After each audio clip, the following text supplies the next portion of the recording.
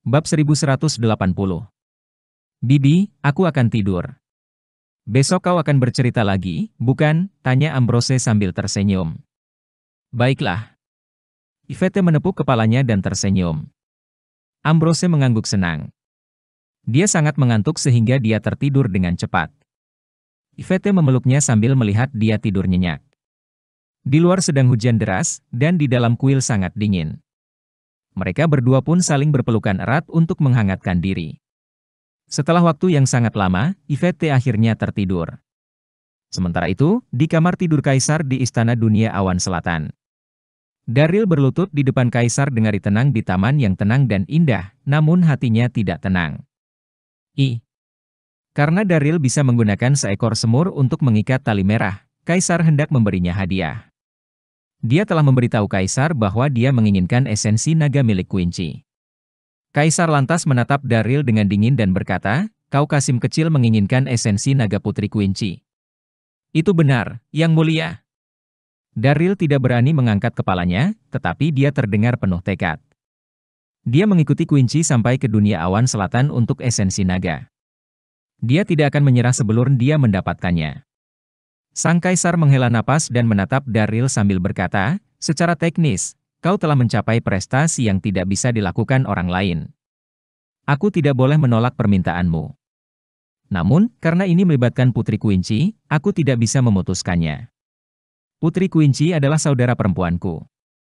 Jika aku memaksanya untuk memberikan esensi naga, hal itu tidak baik."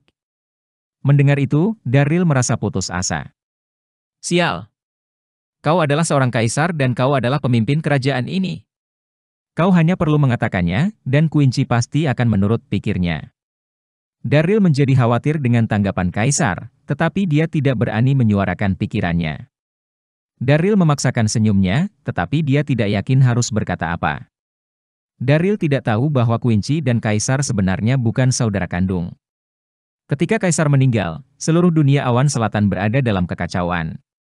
Quincy membantu Kaisar naik taklita dan membersihkan semua rintangan sehingga Kaisar bisa duduk di kursi naga dengan aman. Quincy memainkan peran besar dalam kesuksesan Kaisar dan membantunya mendapatkan posisinya. Bagaimana mungkin Kaisar bisa menghancurkan hubungannya dengan saudara perempuannya hanya untuk memberi hadiah kepada seorang Kasim kecil? Melihat Daryl masih berlutut, Kaisar mengangkat tangannya yang lembut, berdiri.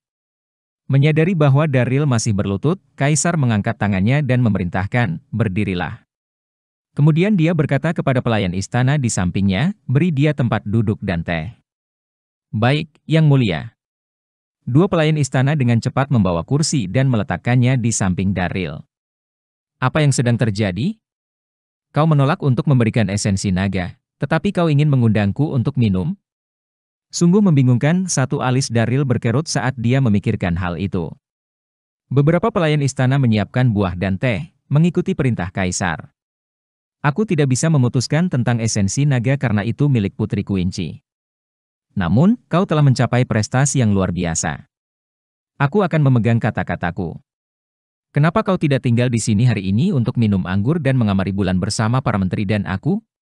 Aku akan memberimu suatu pengecualian, jadi kau tidak perlu berlutut kepadaku ketika kau bertemu denganku mulai sekarang." "Bagaimana dengan itu?" tanya Kaisar sambil tersenyum. Kaisar berbicara dengan lembut, tetapi dia juga tidak mengizinkan Daryl untuk mengatakan tidak padanya. Beberapa menteri tercengang. Mereka memandang Daryl dengan iri. Kasim kecil bisa minum dengan Kaisar. Dia pria paling beruntung di dunia. Dan Kaisar mengizinkannya untuk tidak berlutut padanya. Itu akan menjadi yang pertama terjadi dalam sejarah seluruh dunia awan selatan. Siapapun akan merasa terhormat untuk mendapatkan perlakuan seperti itu. Namun, Daryl ingin menangis. Daryl pun tidak berani menolak tawarannya ketika melihat ekspresi Kaisar. "Terima kasih, Yang Mulia." Dia tersenyum pahit sambil mengangguk.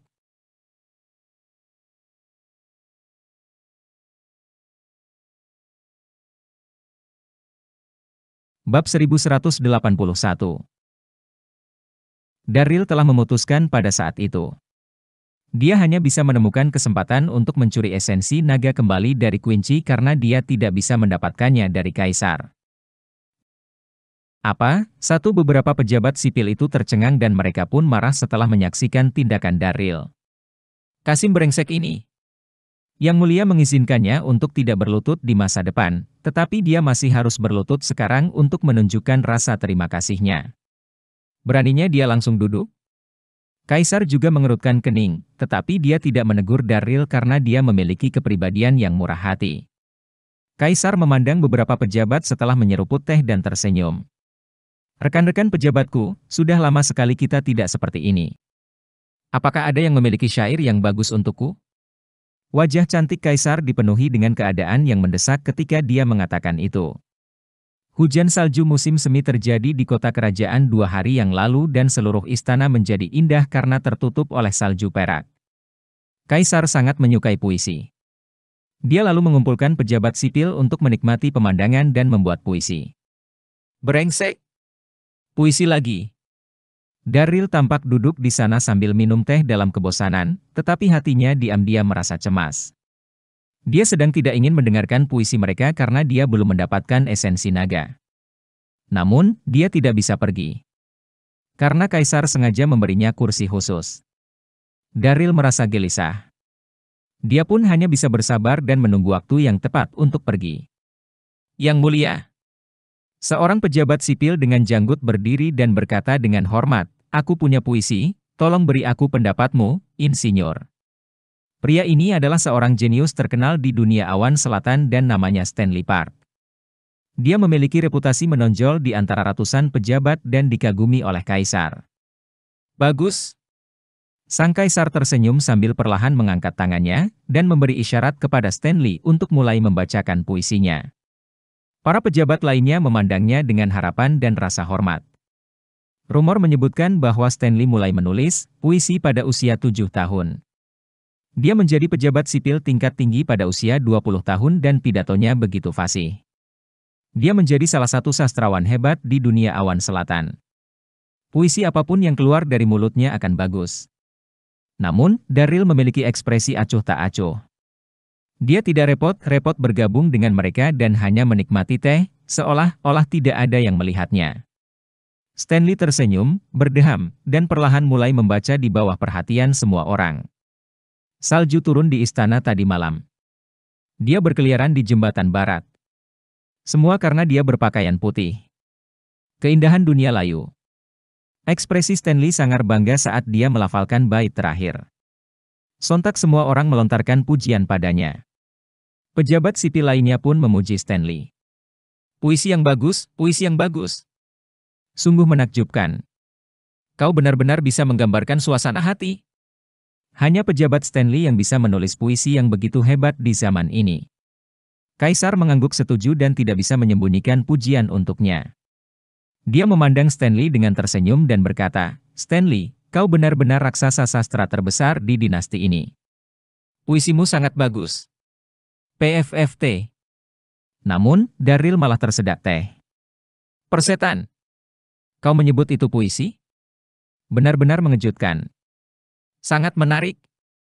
Standar sastra di dunia awan selatan terlalu rendah. Astaga."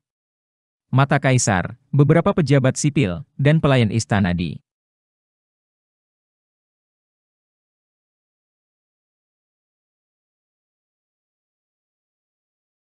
Bab 1182. Apa yang kau tertawakan, Kasim? Stanley mau tidak mau berjalan mendekat dan mencibir pada Daril. Kasim sudah membuat marah banyak orang karena kurangnya etiket yang ditunjukkan beberapa saat yang lalu ketika Kaisar memberinya tempat duduk. Dia lalu tertawa menghina puisi Stanley. Stanley langsung merasa sangat terhina dan dia merasa marah seketika. Daril tersenyum saat merasakan kemarahan Stanley dan berkata, "Aku tidak menertawakan apapun." Daril benar-benar acuh tak acuh ketika dia mengatakan itu. Kaisar memandang Daril dan bertanya, "Apakah kau berpendapat bahwa puisi Stanley tidak bagus?" Reaksi Daril terlalu jelas dan orang bisa melihatnya selama mereka bukan orang bodoh. Daril menggaruk kepalanya dan berkata, "Ya, puisi itu biasa-biasa saja." "Apa? Biasa-biasa saja?" Semua orang yang hadir tercengang setelah mendengar kata-katanya. Sungguh kata-kala yang berani dari seorang Kasim. Kau Kasim kecil yang sombong. Seorang pejabat sipil berdiri dan menegur Daryl, apakah kau tahu siapa yang berdiri di depanmu? Salah satu jenius sastra yang hebat, Stanley Park. Puisi yang dia tulis lebih dari yang kau ketahui. Beraninya kau mengatakan puisinya biasa-biasa saja? Pejabat sipil lainnya mengangguk setuju dan mulai melemparkan tuduhan pada saat yang bersamaan. Jenius sastra yang hebat? Daryl tersenyum. Kaisar memandang Daryl dan berkata, mari kita lihat bakatmu dalam puisi, karena kau mengatakan bahwa puisi Stanley biasa saja. Aku. Daryl segera pun menjawab, Yang Mulia, aku hanya tahu sedikit dan aku tidak memiliki bakat apapun. Stanley dan pejabat sipil lainnya langsung tertawa. Detik berikutnya, salah satu pejabat tidak bisa menyembunyikan kebenciannya dan berkata kepada Daryl, kalau begitu kau jangan hanya mengomentari puisi Master Stanley. Yang lain pun turut menimpali. Benar, apa yang bisa diketahui oleh seorang Kasim kecil tentang puisi? Aku pikir dia menjadi sombong karena Yang Mulia memberikan kursi kepadanya. Dia mulai melupakan posisinya. Stanley memandangnya rendah. Namun, dia tidak berani mengatakan sesuatu yang terlalu berlebihan karena Kaisar masih ada di sana. Dia berpura-pura murah hati dan melambaikan tangannya. Tidak apa-apa. Dia hanyalah Kasim kecil.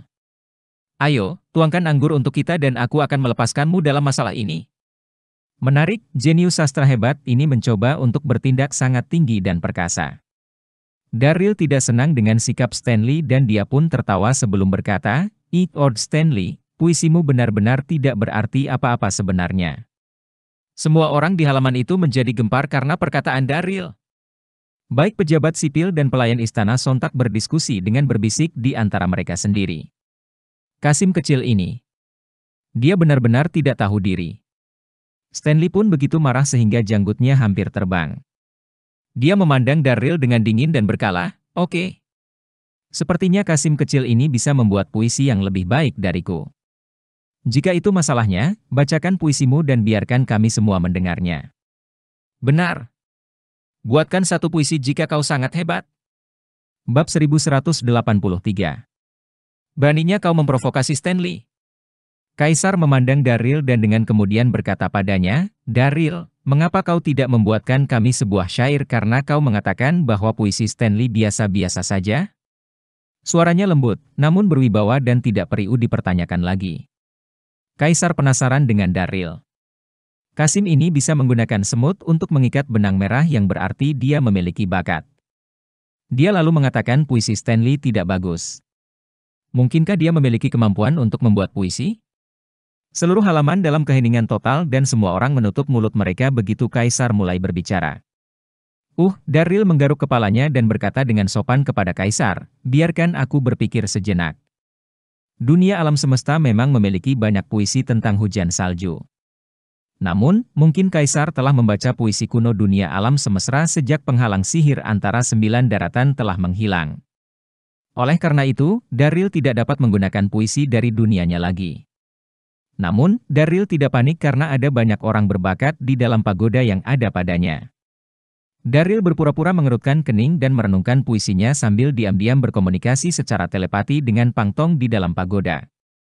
Pangtong, aku yakin puisi bukanlah tantangan bagimu karena kau adalah ahli strategi terkenal dari periode 3 kerajaan, kata Daryl. Pangtong segera menjawab dengan percaya diri dari pagoda, Master, aku tahu tentang puisi, tetapi aku tidak dapat membuat sebuah mahakarya dalam waktu singkat. Namun, puisi yang bisa aku buat pasti akan menarik. Tolong beri aku waktu untuk berpikir dan aku akan membuatkannya. Tidak ada yang bisa mendengar percakapan antara Daryl dan Pangtong. Dalam pandangan mereka pada saat itu, Daryl tampaknya berdiri di sana dalam keadaan linglung dan mereka semua berpikir bahwa dia tidak dapat membuat puisi. Semua orang meledak dalam tawa melihat hal itu. Haha. Kasim kecil ini hanya bisa berbicara saja. Dia hanya seorang Kasim kecil. Bagaimana dia bisa membuat puisi? Ejekan terus-menerus datang dari kerumunan yang terus diabaikan Daryl. Daryl tersenyum dan menatap Kaisar setelah 3 menit berlalu dan berkala, Yang Mulia, aku telah membuatkan satu puisi. Apa? Dia sudah selesai. Semua orang langsung bergidik dan terpana. Itu terlalu cepat. Bagaimana dia bisa membuatnya dalam waktu sesingkat itu? Mereka kemudian saling memandang dan memperhatikan dengan ekspresi bingung. Namun, mereka segera mulai mendapatkan kembali ketenangan mereka. Meskipun Kasim kecil ini bisa membuat puisi dalam waktu singkat, namun bukan berarti puisinya akan bagus. Raksasa sastra sepanjang sejarah hanya muncul dengan mahakarya setelah pertimbangan panjang dan hati-hati. Seberapa bagus puisi Kasim kecil itu setelah disusun dalam waktu sesingkat itu? Kaisar tidak mengatakan apa-apa selain mengangguk, memberi isyarat kepada Daril untuk membacakan puisinya. Daril berdeham dan melangkah santai dengan tangan di belakang punggung sambil mengayunkan kepalanya seolah-olah sedang membacakan puisi yang bagus. Salju turun ke segala arah. I mengubah langit dan bumi menjadi putih. Bahkan jika mereka semua terbalik, mereka masih akan ditutupi dengan warna putih. Daril tersenyum dan menatap Stanley ketika dia selesai membacakan puisinya. Tuan Stanley, bagaimana menurutmu puisiku jika dibandingkan dengan puisimu? Seluruh istana berada dalam keheningan total. Semua orang tetap diam karena mereka diam-diam menikmati puisi itu. Stanley hanya berdiri di sana dan tidak bisa berkata-kata untuk waktu yang lama sambil menatap Daril dengan linglung. Meskipun puisi ini terasa seperti sampah, tapi saat kau perlahan menghargainya, itu sebenarnya sesuatu yang istimewa. Kaisar gemetar, dan mau tidak mau membacakan puisi itu lagi dengan lembut pada saat itu. Salju turun ke segala arah, mengubah langit dan bumi menjadi putih. Bahkan jika mereka semua terbalik, mereka masih akan ditutupi dengan warna putih. Puisi yang bagus. Itu puisi yang bagus. Bab 1184. Daril juga sangat bersemangat ketika dia membacakan puisi itu. Haha. Tidak heran Pang Tong menjadi ahli strategi terkenal dari 3 kerajaan. Dia sangat berbakat untuk mengarang puisi dalam waktu sesingkat itu. Meskipun puisi itu terdengar sedikit mirip dengan puisi picisan, namun puisi itu dapat diturunkan dari generasi ke generasi ketika kau perlahan-lahan menikmatinya. Itu bahkan sebanding dengan puisi kuno dari dunia alam semesta. Daril mengamati sekelilingnya dengan pemikiran itu dan akhirnya menatap Stanley. Dia tersenyum dan berkata, Master Stanley, aku tiba-tiba terinspirasi dan menulis puisi ini. Apa? Dia dengan santai menulis puisi itu setelah beberapa menit. Semua orang di sekitarnya tercengang oleh kata-kata itu. Kasim kecil ini bahkan tidak tahu bagaimana menjadi rendah hati. Namun, puisi itu benar-benar menakjubkan. Wajah Stanley memerah karena merasa malu dan canggung yang tak terkatakan di dalam harinya.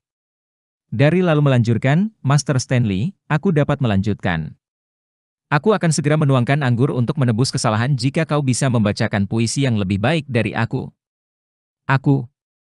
Pikiran Stanley berdengung karena kata-kata Daril dan dia lalu berusaha keras untuk memikirkannya, tetapi dia bahkan tidak dapat membuat satu kalimat pun saat ini. Bahkan jika dia dapat membuatkan satu puisi, itu tidak akan lebih baik daripada puisi Daril. Daril tertawa ringan saat melihat ekspresi Stanley dan dia pun duduk kembali di kursinya untuk melanjutkan menyesap tehnya. Dengan perlahan, seluruh istana berada dalam keheningan total. Mata semua orang termasuk Kaisar tertuju pada Stanley. Stanley tidak memiliki apapun dalam pikirannya di bawah pengawasan semua orang. Dia pun merasa marah dan cemas di saat yang bersamaan. Dia adalah seorang jenius dan tokoh sastra yang hebat di dunia awan selatan, namun dia telah kalah dari seorang Kasim kecil. Itu adalah penghinaan terbesar baginya. Gedebuk. Stanley pun langsung pingsan karena stres dan cemas berlebihan. Tuan Stanley. Stan. Beberapa pejabat sipil segera menghampiri dan memanggilnya karena merasa sangat khawatir. Mereka pun memandang Daril dengan ekspresi rumit yang bercampur dengan keheranan. Jika mereka tidak menyaksikan dengan mata kepala sendiri, mereka tidak akan percaya seorang Kasim kecil memenangkan kompetisi puisi dan mengalahkan Stanley Park. Cukup. Kaisar perlahan berdiri dan mengangkat tangannya. Bawa Stanley pada dokter. Baik, Yang Mulia. Beberapa pejabat sipil segera membawa Stanley pergi atas perintahnya. Kaisar menoleh dan diam-diam mengamati Daril begitu mereka pergi. Kasim kecil ini agak mengejutkan. Sebelumnya, dia berhasil memasang tali di atas giok 9 kurva di aula utama dan pada saat itu dia mengalahkan Stanley Park dalam puisi. Seorang Kasim kecil dengan bakat seperti itu? Kaisar dengan lembut berkata dengan pemikiran itu, Daryl, kau terlalu rendah hati dengan perkataanmu sebelumnya. Kau bilang pengetahuanmu dalam puisi tidak banyak. Bisakah kau membuat beberapa puisi lagi untuk kami sambil menikmati pemandangan yang indah ini? Aku ingin mendengar puisimu lagi. Kaisar menyukai orang-orang dengan bakat puisi. Puisi Daryl beberapa saat yang lalu sangat memukau dan langsung membuat Kaisar sangat tertarik padanya. Sial! Aku harus membuat lebih banyak puisi? Daryl merasa tertekan setelah mendengar kata-kata itu. Meskipun dia mendapat bantuan Pang Tong, dia ada di sini untuk mendapatkan esensi naga dan bukan untuk menghibur Kaisar. Namun, dia tidak bisa menolak karena Kaisar sudah memintanya. Bab 1185. Daryl hanya bisa tersenyum pahit dan mengangguk tak berdaya. Aku akan mencoba yang terbaik. Daryl kemudian mengirim sinyal ke Pang Tong di Pagoda Indah 7 Harta Karun. Pang Tong, aku minta maaf merepotkanmu lagi. Master, kau terlalu sopan, jawab Pang Tong dengan hormat dari pagoda. Daryl membacakan beberapa puisi untuk Kaisar sekitar 10 menit berikutnya. Setiap puisi adalah mahakarya yang ditulis oleh Pang Tong tentunya.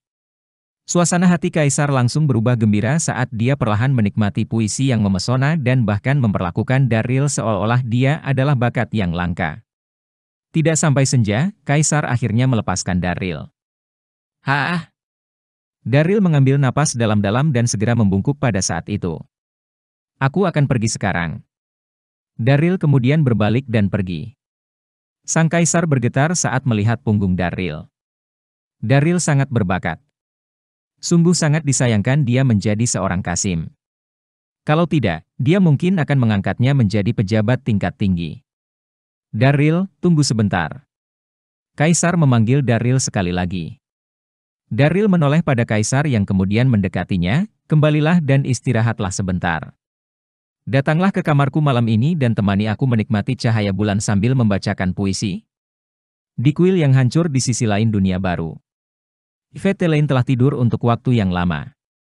Di luar masih hujan deras saat semburan guntur yang akhirnya membangunkan Yvette. Dia lalu dengan grogi membuka matanya dan merasakan Ambrose menggigil di pelukannya. Ambrose! Yvette membuka matanya dan memeluknya erat. Apa yang terjadi? Yvette bisa melihat wajah Ambrose yang sangar pucat sementara kepalanya berkeringat deras. Tangan dan kakinya terasa dingin. Dia terlihat sangat lemah. Bibi. Ambrose membuka mulutnya dengan lemah kesakitan. Aku kedinginan, aku sangat kedinginan. Tubuhnya bergetar lebih keras saat dia mengatakan im. Hari Yvette sakit saat melihatnya. Kau terkena angin dingin. Jangan takut. Aku akan membantumu. Angin dingin yang disebutkan Yvette sama dengan masuk angin dan demam di dunia alam semesta. Ambrose sebelumnya telah dikurung di lingkungan penjara yang gelap dan lembab. Dia kemudian diselamatkan oleh Yvette sebelum mereka berdua melarikan diri. Tubuh orang dewasa tidak akan mampu berada di situasi seperti itu, apalagi anak berusia 2 tahun. Yvette lalu mengaktifkan energi internalnya dan berencana untuk membantu Ambrose menghilangkan rasa dinginnya. Namun, Ambrose masih terlalu muda dan memiliki batasan akan seberapa banyak energi internal yang bisa ditangani. Hal itu akan dengan mudah merusak meridiannya jika energi internal dimasukkan dengan gegabah ke dalam dirinya. Yvette sangat cemas saat menyadari itu. Apa yang harus aku lakukan? Ambrose masih kecil. Dia hanya bisa pergi ke dokter dan menyembuhkannya dengan obat-obatan. Namun, tidak ada apapun di kuil yang hancur di sekitarnya. Di mana mereka bisa menemukan seorang dokter? Satu-satunya kemungkinan adalah kembali ke kota kerajaan. Namun, ada prajurit di sekitar kota kerajaan dan siapapun yang dapat menangkap mereka akan mendapatkan hadiah.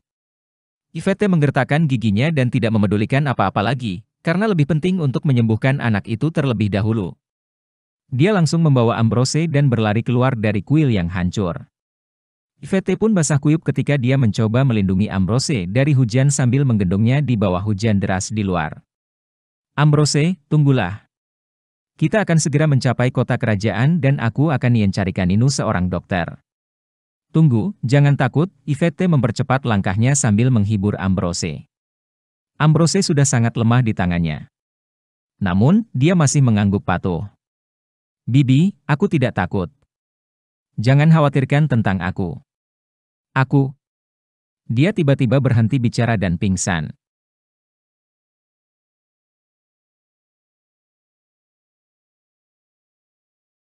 Bab 1186. Tunggulah, Ambrose. Aku akan mencarikanmu dokter, insinyur, kata Yvette cemas. Harinya begini sakit karena Ambrose. Dia kemudian membawa Ambrose dan berlari secepat yang dia bisa. Saat itu tengah malam dan seluruh kota kerajaan tampak sunyi dan tak ada satu orang pun di jalan-jalan yang lebar. Yvette segera membanting pintu ketika mereka mencapai salah satu klinik terbesar di kota kerajaan. Buk, buk, buk. Yvette hampir kehilangan kesabaran dan sontak berteriak keras, "Dokter! Apakah ada dokter? Buka pintunya cepat! Tolong selamatkan anak ini!" Yvette bisa melihat Ambrose sudah tertidur. Namun, wajahnya panas dan tubuhnya menggigil lebih keras dari sebelumnya. Bibirnya pun juga terkelupas. "Buka pintunya, cepat buka pintunya!" Teriak Yvette terus-terusan sambil menendang pintu.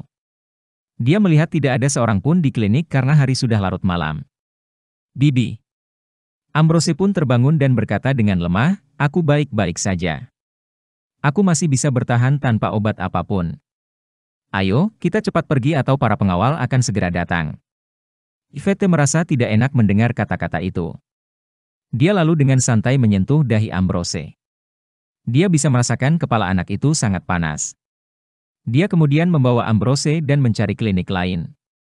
Tidak ada satupun klinik yang dibuka di seluruh kota kerajaan dan tubuh Yvette basah kuyup di bawah guyuran hujan. Yvette memandangi istana yang tidak jauh darinya.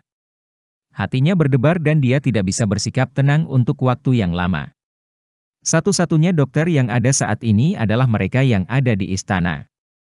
Namun, ayah kaisarnya tidak akan melepaskan Ambrose jika dia kembali dan dia juga pasti tidak akan mengizinkan Ambrose untuk diobati. Apa yang harus aku lakukan? Mata Yvette memerah di bawah rasa cemas yang melandanya.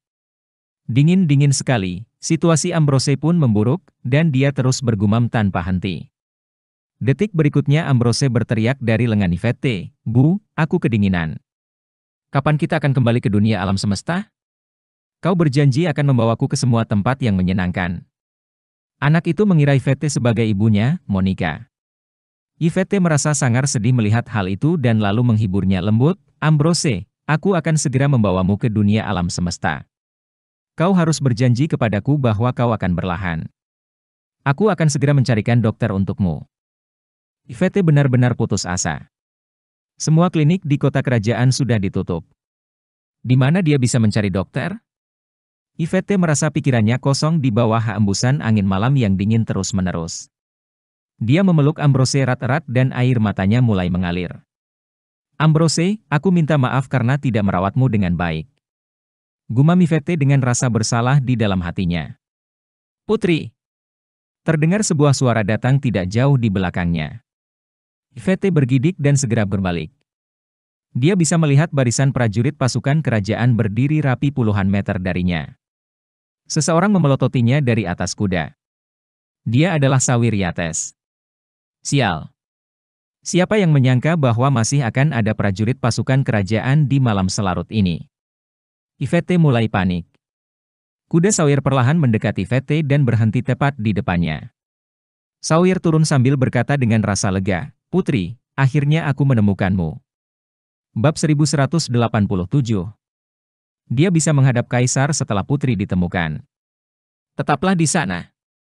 Namun, Yvette berteriak dengan dingin dan ekspresi tidak ramah, "Aku akan bunuh diri jika kau mendekat." Dia kemudian menarik pedang panjangnya dan meletakkannya di lehernya. Sawir merasa canggung dan segera menghentikan langkahnya sambil berkata, "Putri, aku adalah suamimu yang telah ditunjuk oleh kaisar. Kau tidak bisa menghentikan aku begitu saja." Yvette semakin berang mendengar kata-kata itu, "Siapa bilang kau suamiku? Jangan katakan hal itu lagi di depanku." "Baiklah. Aku tidak akan mengatakannya." Sawyer segera melambaikan tangannya dan berkata dengan sabar, "Putri, ikutlah aku kembali ke istana. Kau sudah berjalan siang dan malam. Kaisar dan permaisuri mengkhawatirkanmu." Yvette menatapnya dengan dingin tanpa mengatakan apa-apa sambil merencanakan pelariannya. Sawyer melanjutkan, Yang Mulia pun lalu memutuskan untuk tidak membunuh anak ini. "Apa? Ayah berkata seperti itu?" Yvette tercengang dan menatap Sawyer. "Bagaimana itu bisa terjadi? Aku sebelumnya mengunjunginya dan secara pribadi memohon untuk membiarkan anak itu," kata Sawyer dengan serius. "Yang Mulia akhirnya menerima saranku. Putri, aku tahu kau memandang rendah aku, tetapi aku bersedia melakukan apapun untukmu."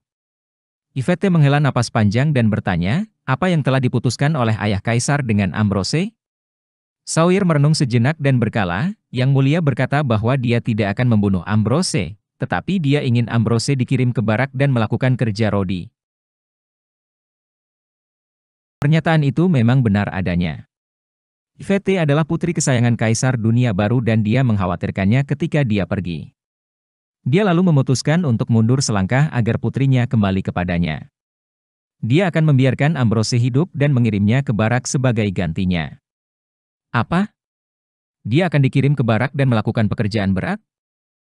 Ambrose hanya seorang anak kecil berusia 2 tahun. Ekspresi Yvette berubah dan tanpa sadar memeluk Ambrose lebih erat. "Haah!" Sawyer menarik napas dalam-dalam setelah menyadari ekspresinya berubah saat melihat anak di lengannya.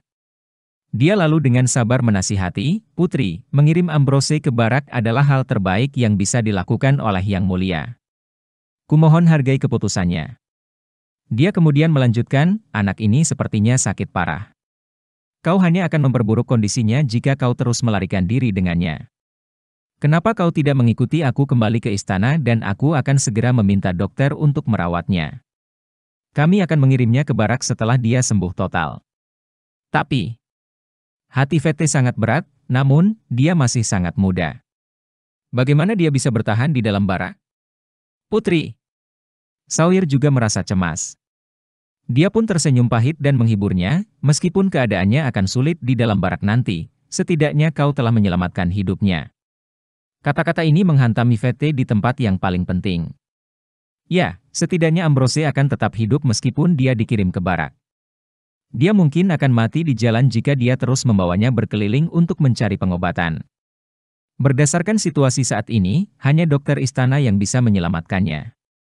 Yvette menggigit bibirnya dengan keras saat dia merenung. Dia pun akhirnya mengangguk, "Baiklah. Aku akan mengikutimu kembali ke istana." "Haha." Sang putri akhirnya setuju. "Itu luar biasa." Sawyer sangat gembira dan kemudian berteriak ke arah pasukan. "Kerajaan.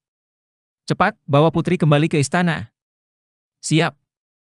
Puluhan prajurit segera mendekat dan mengawal Yvette kembali menuju istana. Dalam waktu singkat, mereka mencapai istana dengan Sawyer memimpin di depan. Sawyer segera memanggil dokter begitu mereka sampai di istana. Yvette menggigit bibirnya dengan keras saat melihat Ambrose dibawa pergi oleh dokter dan merasa sangat enggan. "Maafkan aku, Ambrose. Demi mempertahankan hidupmu, kau akan dikirim ke barak setelah kau sembuh. Jangan khawatir, aku akan sering mengunjungimu." Bab 1188. Di sisi lain istana dunia awan selatan. Kaisar telah memanggil Daril untuk menemaninya dan menikmati bulan malam itu. Itu adalah kehormatan tertinggi untuk dapat menghabiskan waktu menikmati bulan di malam hari bersama Kaisar. Namun, mata Daril menunjukkan bahwa dirinya tersiksa dalam situasi tersebut. Daril tidak pernah menyangka Kaisar akan memanggilnya setiap hari selama sebulan terakhir terus-terusan untuk membahas musik, catur, kaligrafi, dan seni. Sepanjang bulan itu terasa sebagai siksaan bagi Daril, terutama ketika dia terus memikirkan tentang esensi naga yang berada di tangan Quincy. Dia telah berada di istana selama sebulan dan dia belum bertemu Quincy sama sekali. Namun, Daril tahu bahwa hanya masalah waktu saja sebelum Quincy datang ke istana. Karena itu, dia menunggunya karena dia pasti akan bertemu dengannya suatu hari nanti. Tidak sampai lebih dari sebulan atau lebih kemudian semua pejabat akhirnya berkumpul di istana untuk menghadiri perjamuan merayakan ulang tahun Kaisar di malam hari.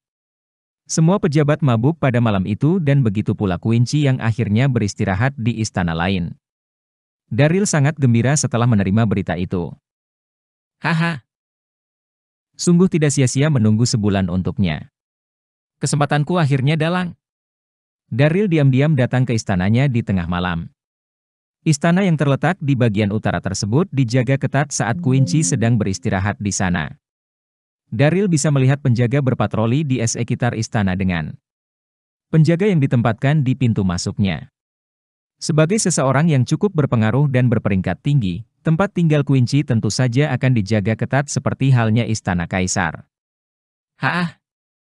Daryl menarik napas dalam-dalam, mengaktifkan bayangannya, dan diam-diam menghindari para penjaga. Dia akhirnya berhasil menyelinap ke dalam istana Quincy. Daryl telah mencapai Marshal Emperor tingkat 2. Itu bukan masalah dan hampir terlalu sederhana baginya untuk menghindari para penjaga itu. Dia tidak bisa menahan napas pada apa yang dia lihat saat melangkah ke istana.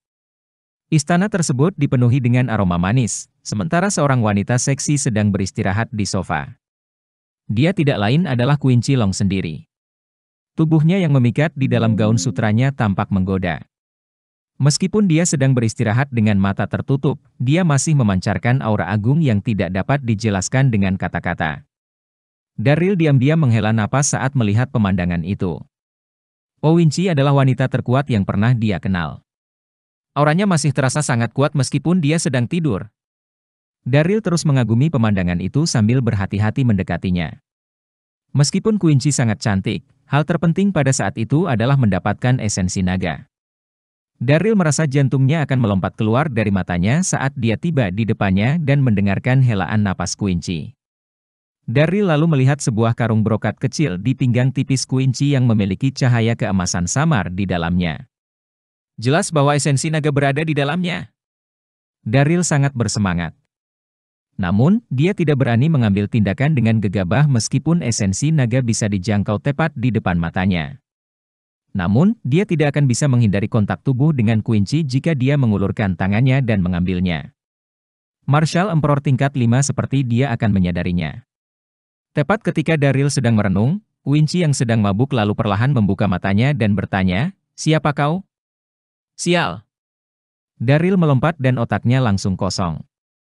Tidak heran wanita ini adalah Marshal Emperor tingkat 5.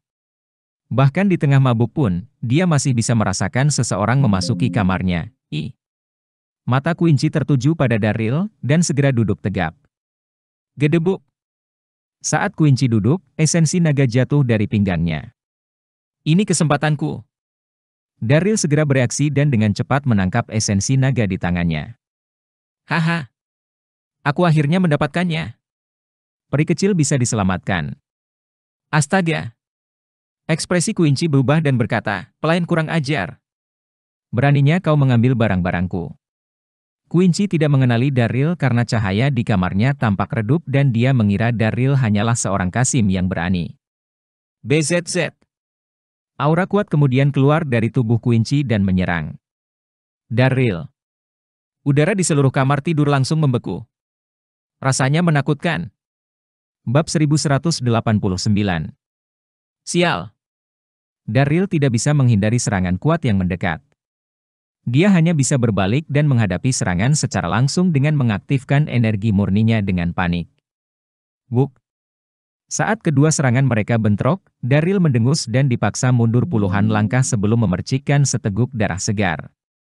Meskipun Daryl menguasai kitab energi murni, dia masih belum bisa menandingi Quincy saat menghadapinya dalam serangan langsung. Lagi pula, wanita itu adalah Marshal Emperor tingkat 5. Buk, buk, buk. Daryl menstabilkan dirinya setelah mengambil banyak langkah ke belakang. Dia pun merasa seolah-olah organ dalamnya hancur berkeping-keping. Kekuatan wanita ini terlalu menakutkan. Aku harus kabur dari sini. Daryl melirik Quincy dan berlari. Daryl Darby. Quincy mengenali wajah Daryl. Dia pun kaget dan juga marah. Kau. Dia sebelumnya berpura-pura menjadi wakil Master Sekte Elysium Gate.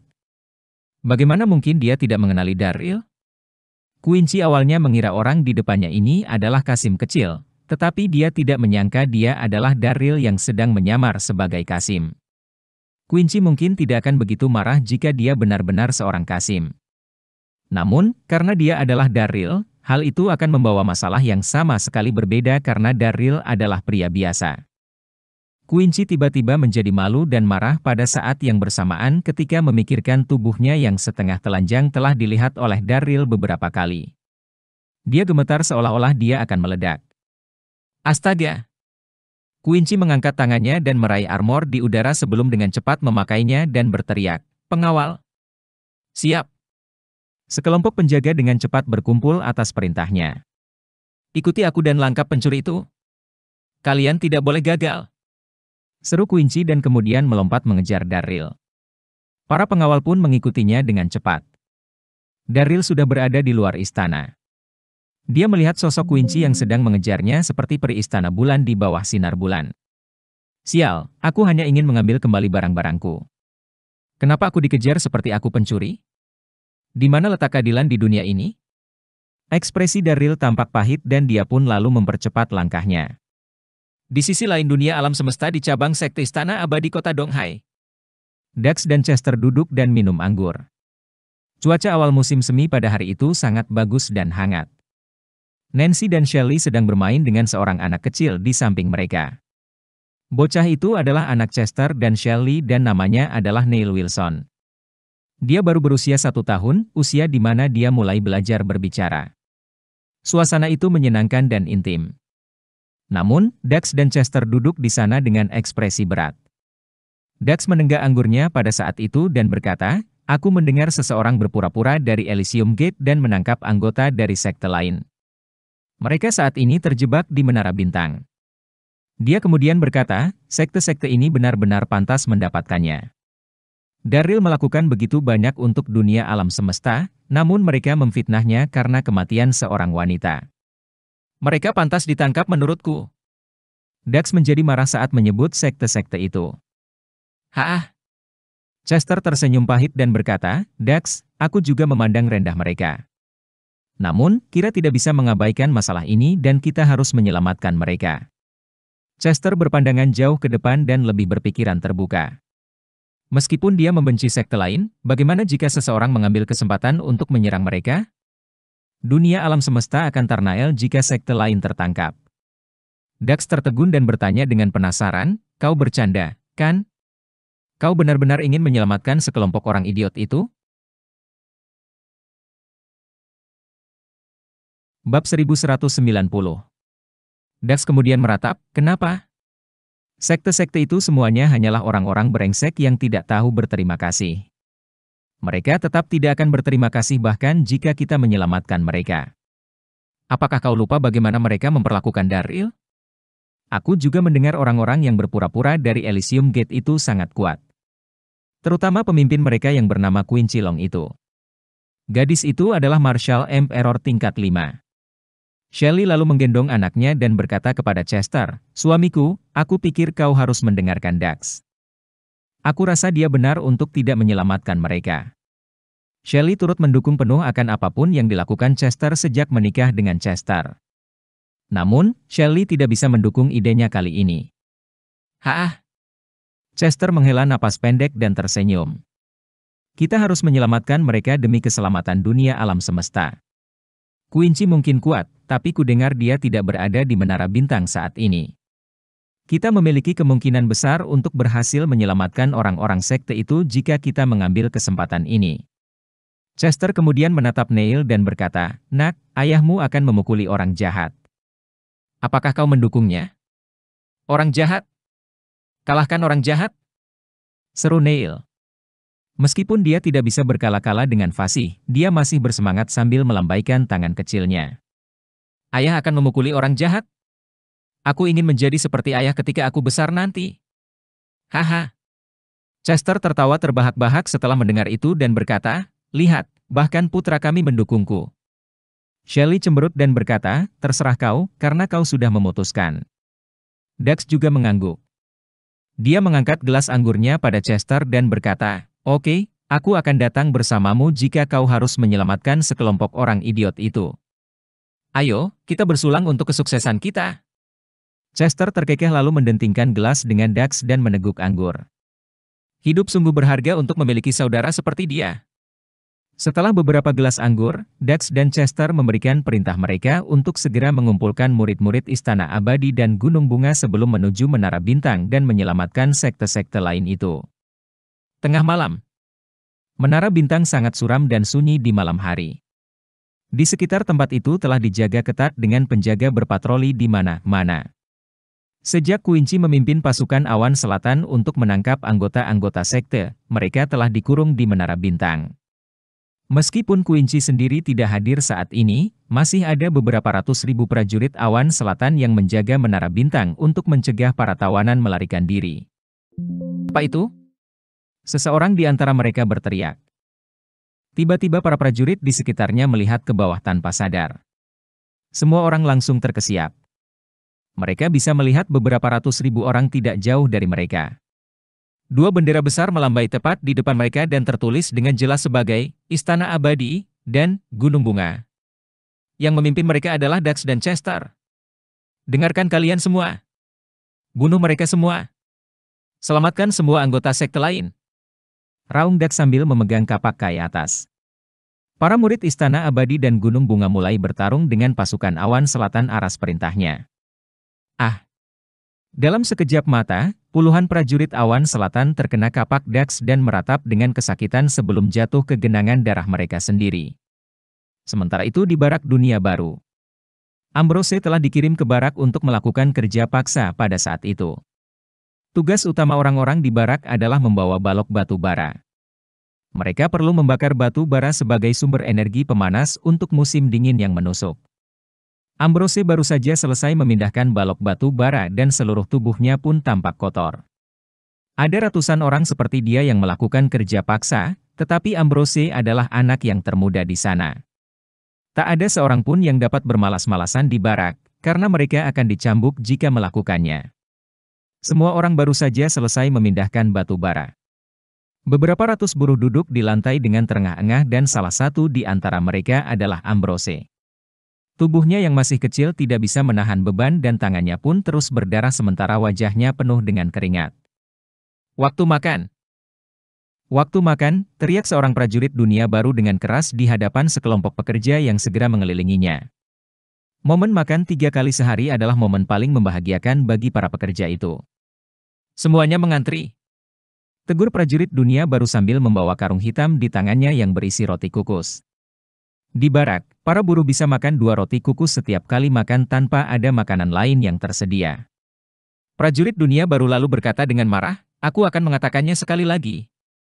Mengantrilah atau tidak ada yang akan makan."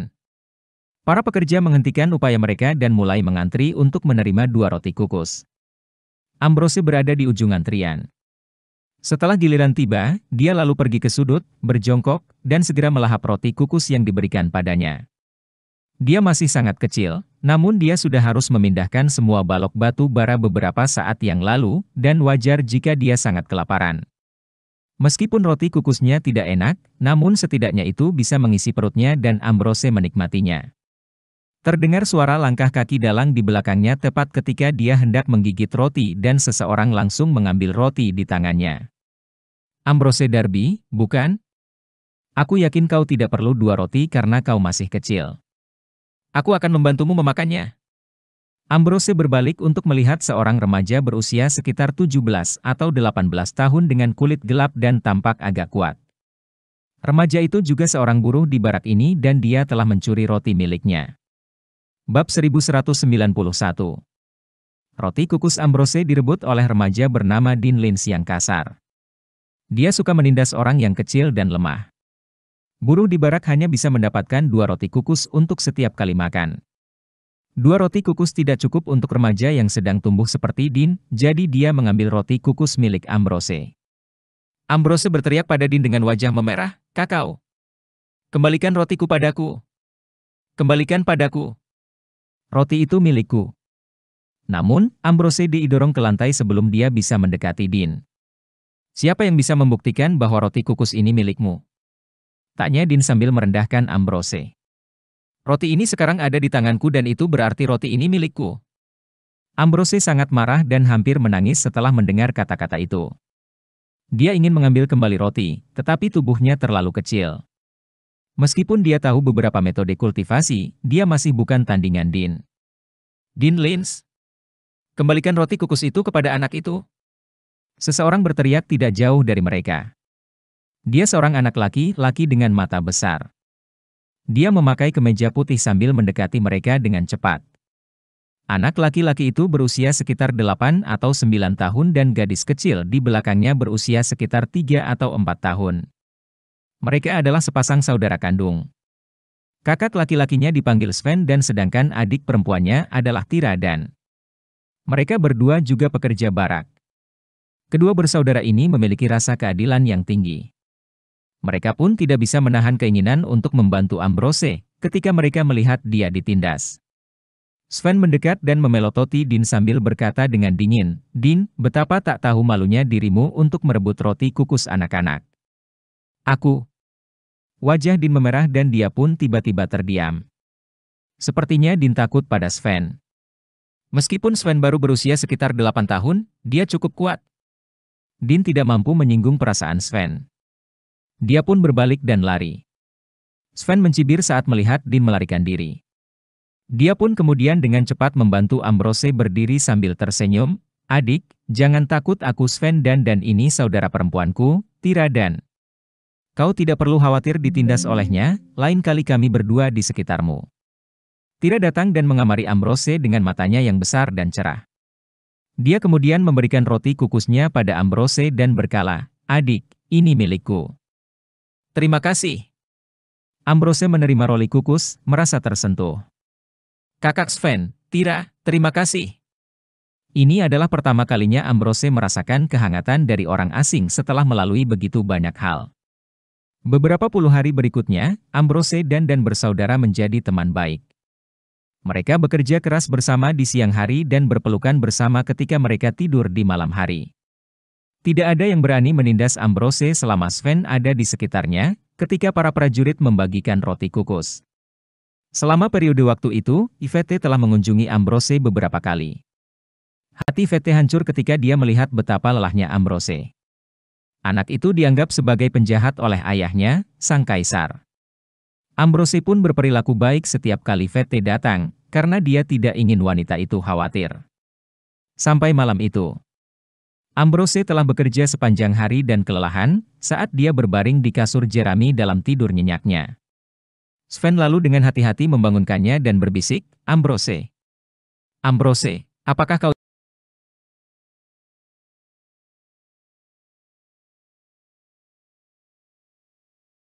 kau ingin meninggalkan tempat ini?" Sven melihat sekelilingnya dengan hati-hati ketika dia mengatakan itu. "Pergi?" Ambrose masih sedikit linglung, tetapi dia segera sadar dan mengangguk setelah mendengar kata-kata itu. "Iya." Meskipun dia baru berada di barak selama lebih dari 10 hari, waktu berlalu sangat lambat bagi Ambrose.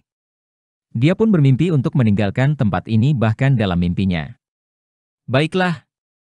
Sven mengangguk dan dengan serius berkata, "Kami lelah memutuskan untuk melarikan diri dari barak dan kau dapat ikut dengan kami. Jarak waktu antara pergantian shift sangat pendek, jadi kita harus bergegas." Ambrose menanggapi dengan sangat bersemangat. "Aku akhirnya meninggalkan tempat ini." Dan bersaudara kemudian membawa Ambrose diam-diam menyelinap keluar di bawah kegelapan malam. Saat itu hampir tengah malam dan 10 menit kemudian, mereka bertiga pun berhasil menghindari prajurit dunia baru dan akhirnya meninggalkan barak. Setelah meninggalkan barak, mereka berjalan cukup jauh sambil menghela napas lega dan bersorak. "Haha, kita akhirnya keluar." Bab 1192. Mereka akhirnya keluar. Tidak hanya Ambrose, tetapi juga dan bersaudara sangat bersemangat sehingga mereka hampir menangis. "Kakak Sven," Ambrose bertanya dengan penasaran, "sekarang kita sudah keluar. Kau dan kakak Tira berencana untuk pergi kemana?" "Aku berencana untuk belajar pada seorang master." Sven memandang Ambrose dan sambil tersenyum, "Apakah kau tahu sekte Pijar?" Mereka sebelumnya telah dihancurkan, tetapi ada berita bahwa master sekte itu ingin membangun sekte itu kembali di puncak Guangming yang hanya berjarak puluhan kilometer dari sini. Sven tidak bisa menyembunyikan kegembiraan di hatinya saat dia mengatakan itu. Aku mendengar bahwa wakil master sekte mereka, Matteo Hansen kali ini akan mengambil murid terakhirnya, jadi kami berpikir untuk mencobanya, kata Sven dengan wajah tegas. Wakil master sekte Matteo Hansen adalah orang terkenal di komunitas seni bela diri. Semua orang memanggilnya orang Samaria jahat. Mereka akan memiliki masa depan yang cerah dan tidak terbatas, jika mereka bisa menjadi muridnya. Tira kemudian memegang tangan Ambrose dan harap berkata dengan penuh, Ambrose, kenapa kau tidak ikut bergabung dengan kami? Kita bisa sama-sama belajar dari Master Sekte Pijar dan terus bersama setiap hari. Meskipun mereka baru bersama selama 10 hari lebih, Tira sudah memperlakukan Ambrose sebagai adik laki-lakinya sendiri di dalam hatinya. Sven juga menatap Ambrose dengan tenang sambil menunggu. Jawaban. Aku. Ambrose merasa sedikit ragu karena dia sebenarnya ingin pergi mencari ibunya, Monica Vaughn. Namun, sangat sulit baginya untuk menghadapi bahaya dunia seni bela diri pada usia yang begitu muda di daratan yang begitu luas. Dia berpikir sejenak sebelum menganggukkan kepalanya. Baiklah, aku akan ikut denganmu. Ambrose lelah memutuskan untuk menjadi lebih kuat. Hanya dengan menjadi lebih kuat dia bisa mencari ibunya dan melindunginya. Bagus sekali. Kedua bersaudara dan bertepuk tangan dengan gembira dan mereka bertiga kemudian dengan cepat pergi ke puncak Guangming. Mereka pun akhirnya sampai di depan tebing terjal setelah menempuh perjalanan siang dan malam. Mereka melihat awan di sekitar puncak gunung saat melihat ke bawah. Mereka seolah-olah langsung naik ke surga. Jalan pegunungan yang berliku-liku mengarah lurus ke alas gunung. Sebuah tablet batu didirikan di pintu masuk jalan gunung dengan tulisan, Puncak Guangming, yang berwarna merah. Di sini. Mereka bertiga terkejut melihat papan nama itu. 2 jam kemudian. Di aula utama Sekte Pijar yang megah. Matteo dan Laura duduk berdampingan di atas singgasana mereka. Ambrose dan kedua bersaudara dan berlutut dengan tenang. Mereka tidak berani menghela napas, namun hati mereka sangat bersemangat. Apakah kalian bertiga yakin ingin bergabung dengan Sekte Pijar?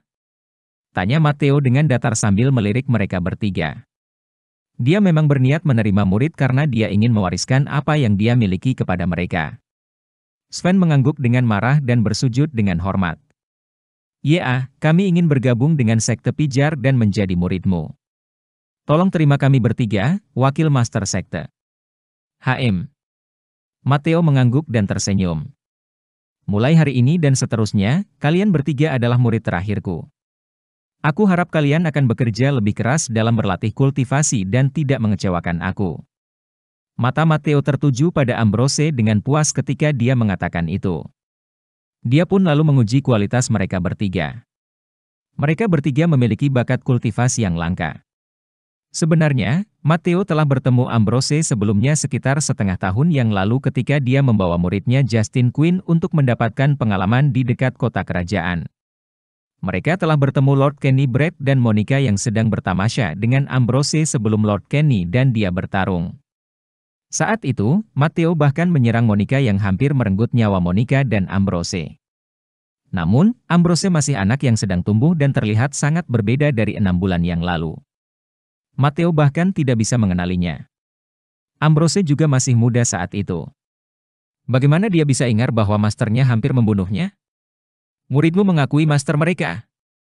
Sven dan Ambrose saling memandang dan menjawab serempak dengan gembira.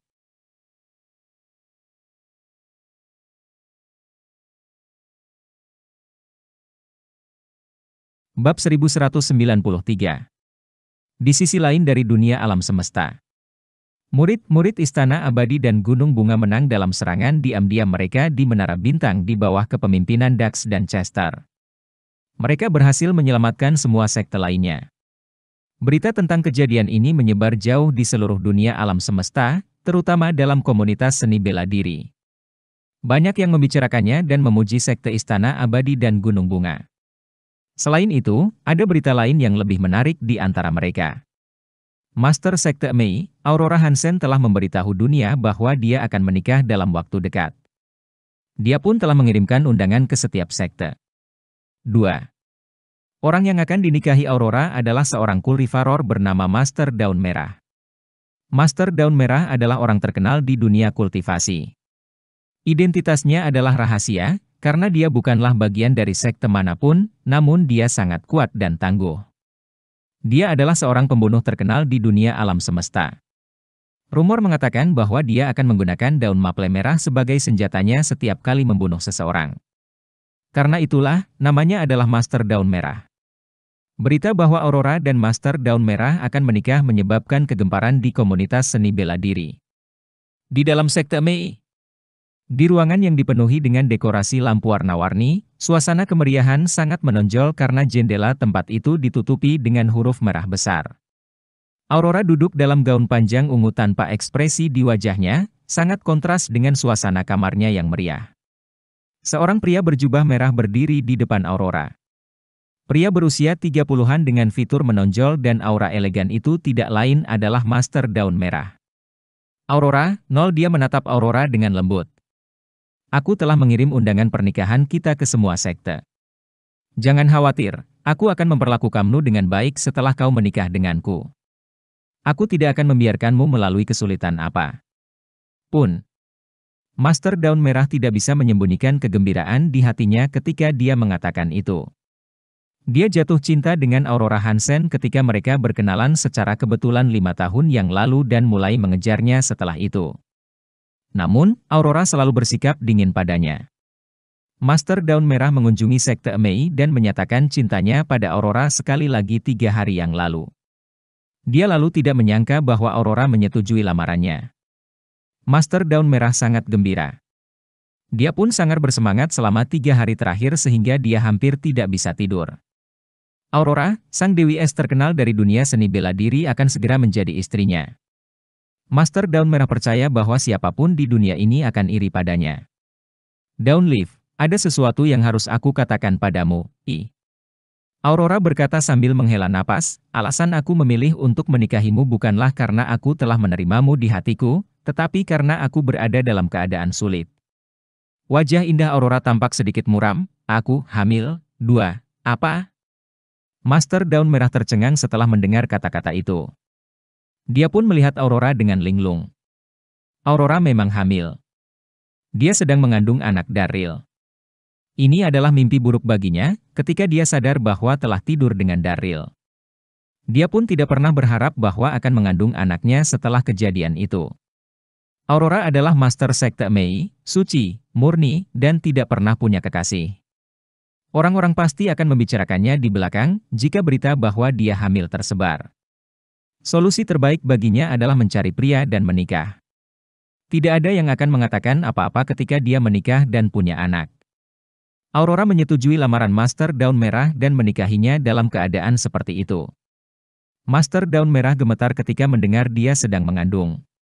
Ruangan itu tiba-tiba dalam suasana sunyi yang menyesakkan. Tuan Daun Merah kemudian menarik napas dalam-dalam dan memaksakan senyum. Aurora, tidak apa-apa. Aku tidak keberatan. Dia memaksakan dirinya. Dia terlalu mencintai Aurora. Master Daun Merah telah memilih untuk menerimanya meski dia sedang hamil sekalipun. Bab 1194. Aurora mengangguk dan mengangkat tangannya. Daun Merah, kumohon pergilah. Aku ingin sendiri. Daun Merah pun lalu berbalik dan pergi. Wajah dingin Aurora berubah marah setelah melihat pria itu pergi. Darryl Darby. Aku membencimu. Aku sangat membencimu. Sementara itu di kota Donghai. Seorang pria tampak kelelahan dan dia berjalan di tepi pantai. Itu Darryl. Darryl mencengkeram esensi naga dengan erat sambil tersenyum melihat kota Donghai yang familiar. Dia telah melakukan perjalanan selama hampir sebulan dari dunia awan selayan sampai kembali ke si dunia alam semesta. Darryl telah mencuri esensi naga dari Quincy dan dia harus menghindari serangannya dalam sepanjang perjalanan dengan bersembunyi dan terus melarikan diri. Syukurlah dia telah kembali ke kota Donghai. Dia akhirnya bisa menggunakan esensi naga dan menyelamatkan peri kecil. Peri kecil, istri kecil, aku akan bisa meraihmu dalam pelukanku dalam 2 jam lagi. Darryl hampir tidak bisa menunggu lebih lama lagi. Di saat yang bersamaan, seorang wanita mungil sedang berjalan lambat di tepi pantai tidak jauh dari Darryl. Sosok wanita itu terlihat sempurna, tetapi dia mengenakan topeng wajah. Dia tidak lain adalah Lily. Lily sangat merindukan Daryl di dalam hatinya dan pikirannya pun dipenuhi oleh bayangan Daryl. Suamiku, di mana kau?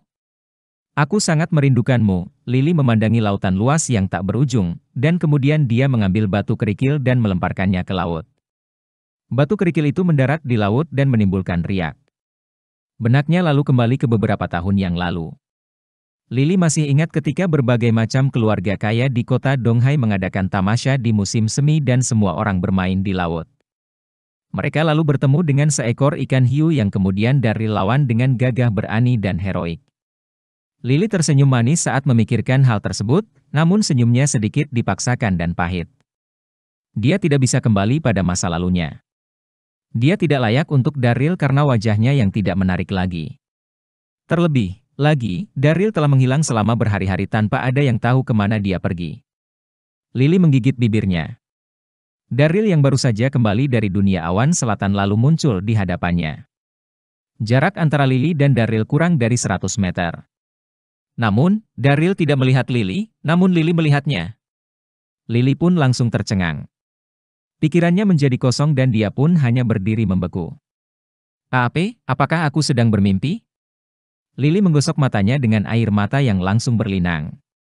Suamiku, panggil Lily dengan pelan. Dia takut Daryl akan mendengarnya. Lily?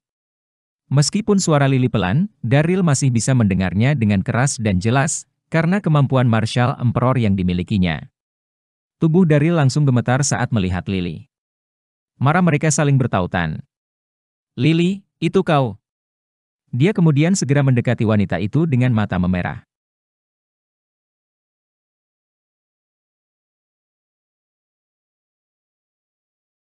Bab 1195.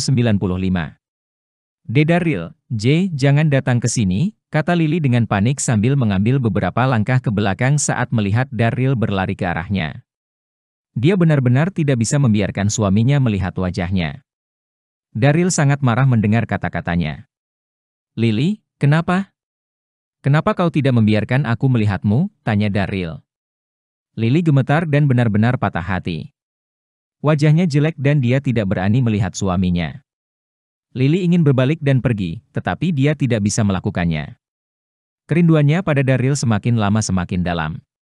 Bagaimana dia bisa pergi? Menyerahlah, Daryl. Terdengar sebuah teriakan dari kejauhan. Di sana muncul sebuah sosok bertubuh langsing yang kemudian datang terbang dengan cepat dan indah seperti peri yang turun dari surga. Itu Quincy Long. Ada turis lain di pantai yang menatap Quincy dengan linglung. Cantik sekali. Apakah dia peri? Namun, ekspresi Daryl berubah dan menjadi sangat cemas. Sial, Quincy tidak akan lepaskanku. Quincy mengejarnya sejak dia mengambil esensi naga. Dia tidak menyangka bahwa Quincy bahkan tidak akan membiarkannya pergi meski dia berada di dunia alam semesta sekalipun. Dia mendekati Daryl dan berkata dengan suara dingin, Daryl, lebih baik kau menyerahkan esensi naga dan mengikutiku kembali. Quincy sangat marah saat dia mengatakan itu. Dia adalah putri Long dari dunia awan selatan, martial emperor tingkat 5. Bagaimana dia bisa membiarkan Daryl menyelinap ke dalam kamarnya dan mengambil benda miliknya? Yang lebih membuatnya marah adalah bahwa dia telah mengejarnya dari dunia awan selatan hingga dunia alam semesta, namun dia tetap tidak bisa menangkapnya. Itu memalukan. Sial. Daryl merasa marah, namun dia juga merasa lucu pada saat yang bersamaan setelah mendengar kata-katanya. Quincy Long. Omonganmu tidak masuk akal. Esensi naga adalah milikku dan aku hanya mengambil barang milikku sendiri.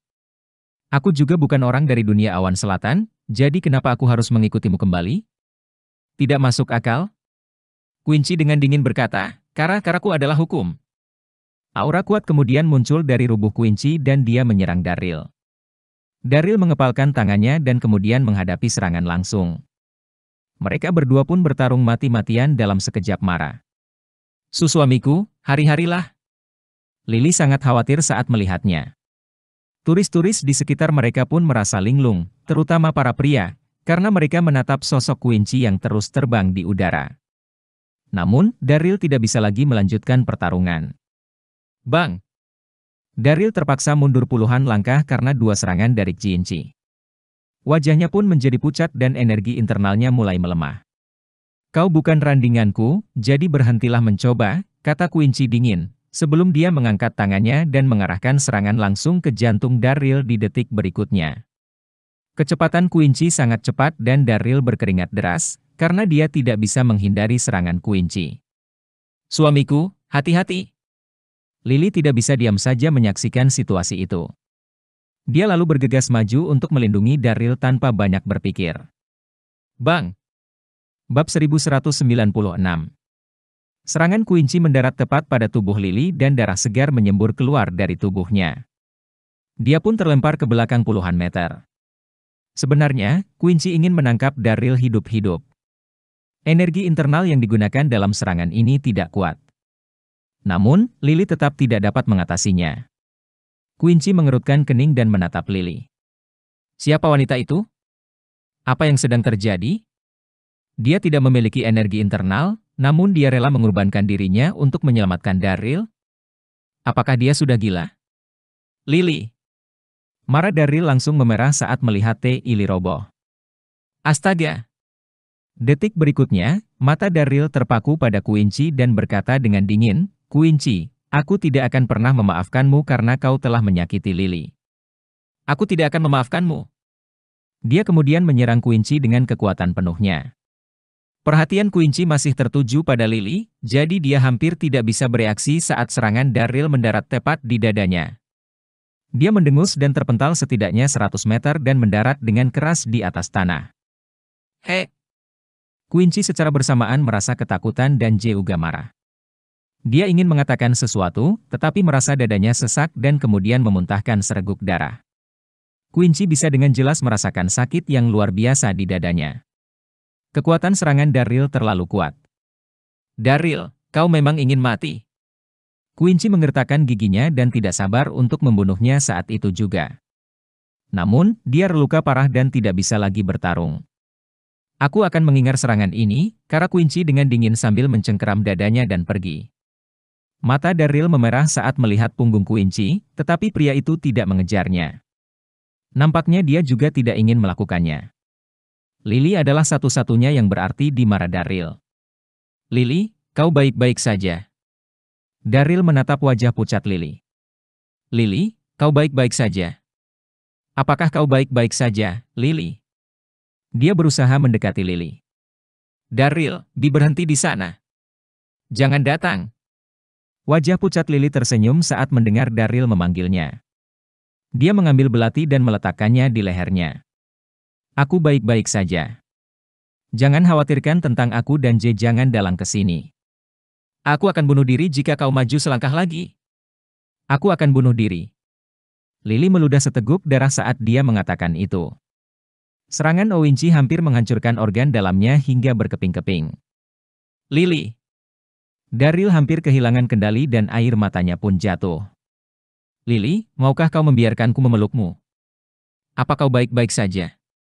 Apakah kau terluka parah? Tolong biarkan aku memelukmu. Aku mohon. Tahukah kau bahwa hatiku selalu menganggapmu sebagai istriku? Selalu. Lily merasa seolah-olah hatinya akan meleleh setelah mendengar kata-kata ini, dan air mata rampak jatuh berlinangan di wajahnya. Namun, Lily masih menggelengkan kepalanya dan meratap, kita tidak bisa bersama lagi. Daryl, lupakan aku. Lebih baik kita tidak bertemu lagi. Dia hampir pingsan ketika mengatakan itu.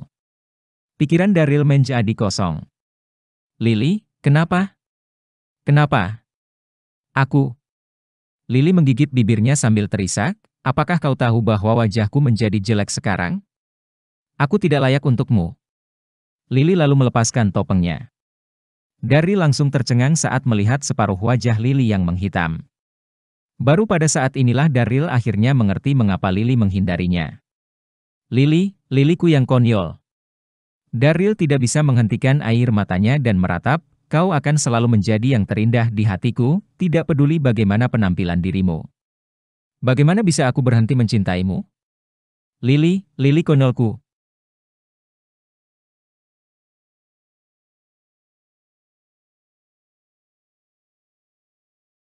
Bab 1197. Lily sudah lengah dari serangan Aurora sebelumnya. Dia merasa sangat sedih dan hampir tidak bisa berdiri karena Daryl terus memanggilnya. Dia benar-benar ingin Daryl memeluknya, tetapi Lily tidak ingin Daryl terus memandangi wajahnya, karena dia merasa tidak pantas untuknya. Lily, aku mohon padamu. Biarkan aku memelukmu sebentar, kumohon. Daryl merendahkan suaranya dengan matanya yang memerah. Lily menggigit bibirnya keras-keras, karena dia tahu betul bahwa akan terlena jika membiarkan suaminya memeluknya. Lily bertekad untuk melupakan Daryl. Dia tidak bisa membiarkan dirinya terlena. Lily menggigit bibirnya dengan keras dan menggelengkan kepalanya sambil menahan rasa sakit. Daryl, aku baru saja diserang dan aku tidak tahu apakah akan selamat dari ini. Aku mendengar dari orang lain bahwa waktu 7 tahun akan menentukan perasaan sesungguhnya di dalam hubungan. Bagaimana jika kita membuat kesepakatan 7 tahun? Kita akan bersama jika aku tidak mati, dan kau masih belum melupakanku 7 tahun kemudian? Jika Daryl tidak melupakannya 7 tahun kemudian, maka hal itu membuktikan bahwa Daryl sangat mencintainya dan dia tidak peduli dengan penampilan Lily yang jelek. Tidak, teriak Daryl keras, aku tidak ingin kesepakatan 7 tahun atau apapun itu. Aku ingin bersamamu sekarang. Namun, Lily tidak mendengarkan Daryl sama sekali dan dia hanya menggigit bibirnya sambil berkata, suamiku, aku akan berada di pantai menunggumu 7 tahun kemudian di hari yang sama. Lily kemudian berlari menjauh dengan air mata berlinangan. Lily! Lily! Daryl juga menangis terisak. Lily, aku tidak ingin menunggu selama 7 tahun. Aku tidak mau, ratap Daryl. Namun, Lily sudah jauh. Daryl berdiri di tempat dan merasa seolah-olah jantungnya ditusuk. Dia perlahan menenangkan dirinya setelah beberapa saat dan memutuskan untuk menghormati pilihan Lily. 7 tahun. Itu tidak terlalu lama dan akan berlalu dalam sekejap mata. Lily, perasaanku padamu tidak akan pernah berubah seumur hidupku. Aku pasti akan datang ke pantai dan mencarimu 7 tahun kemudian. 2. Daryl memandang Lily sambil bergumam diam-diam di dalam hatinya sebelum bergegas ke kediaman Carter. Hal terpenting saat ini adalah menyelamatkan peri kecil di kediaman Carter dengan esensi naga. 3 jam kemudian. Daryl berkeringat deras, tetapi dia berhasil mencapai kediaman Carter. Tuan muda. Salah satu murid yang menjaga pintu masuk memperhatikan Daryl ketika dia mencapai pintu masuk utama dan tiba-tiba berteriak dengan penuh semangat, Tuan muda telah kembali. Dia kembali. Keluarga Carter yang pendiam langsung menjadi hidup. Banyak staf dan pelayan datang untuk menyambut Daryl. Pikiran Daryl tertuju pada peri kecil, dan nyaris tidak menyapa mereka sebelum bergegas ke halaman belakang. Dia melihat peri kecil berbaring dengan tenang di peti mati kristal dengan mata tertutup. Dia memiliki ekspresi damai, seolah-olah dia baru saja tidur, namun wajahnya tampak sangat pucat. Irene. Secara bersamaan, Daryl tampak hancur hati dan bersemangat. Dia dengan cepat mengangkat tutup peti mati kristal, dan dengan hati-hati membawa peri kecil keluar. Peri kecil, aku telah mendapatkan esensi naga. Kau akan segera hidup kembali dan aku bisa memelukmu segera. Segera. Dia memasukkan esensi naga ke mulut peri kecil saat mengatakan itu. Daryl kemudian dengan sabar menunggu. Peri kecil telah berada di peti mati kristal selama hampir 2 bulan dan tubuhnya sedingin es yang berumur 1000 tahun. Namun, itu tidak menjadi masalah bagi Daryl sedikit pun. Dia memekiknya erat-erat dengan wajah penuh harapan. Sekelompok orang masuk pada saat itu. Bab 1198. Mereka adalah Zoran Carter dan istrinya Susan. Debra Gable, Jewel, Yvonne Yang, Sarah, dan yang lainnya juga bersama mereka. Mereka pun bergegas setelah mendengar bahwa Daryl telah kembali. Mereka menyadari bahwa Daryl pasti mendapatkan esensi naga saat memasuki ruangan dan melihat Daryl memeluk peri kecil dalam pelukannya. Seluruh ruangan dalam keheningan tanpa ada yang mengatakan sepatah kata pun. Malah semua orang tertuju pada peri kecil dan menunggu keajaiban terjadi. Tubuh peri kecil mulai mendapatkan kembali kehangatannya setelah waktu yang lama. Dia lalu mengerang pelan dan mulai membuka matanya. Irene! Teriak Daryl sangat keras dan gembira sambil memeluknya. Daryl! Peri kecil masih lemah dan belum sepenuhnya sadar, tetapi dia mendengar suara Daryl.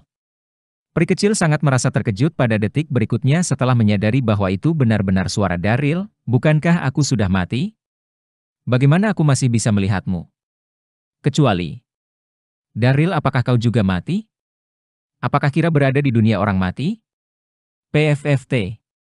Daryl berencana untuk mengatakan kata-kata emosional, tetapi dia tidak bisa menahan diri dan tertawa setelah mendengar kata-kata peri kecil. Istri kecilku sangat baik, bagaimana kau bisa mati dengan mudah? Aku sudah berhasil mendapatkan esensi naga dan menyelamatkanmu, bodoh. Hahal, peri kecil terlalu menarik. Dia adalah karakter yang menggemaskan, tidak heran semua orang menyukainya. Semua orang juga tidak bisa menahan tawa ketika melihatnya. Ah, kalian semua juga ada di sini. Peri kecil baru menyadari bahwa dia tidak sendirian saja setelah mendengar gelombang tawa. Dia tiba-tiba tersipu malu berharap bisa menggali lubang dan bersembunyi. Betapa memalukan mendengar Daryl memanggilnya sebagai istri kecil di depan semua orang.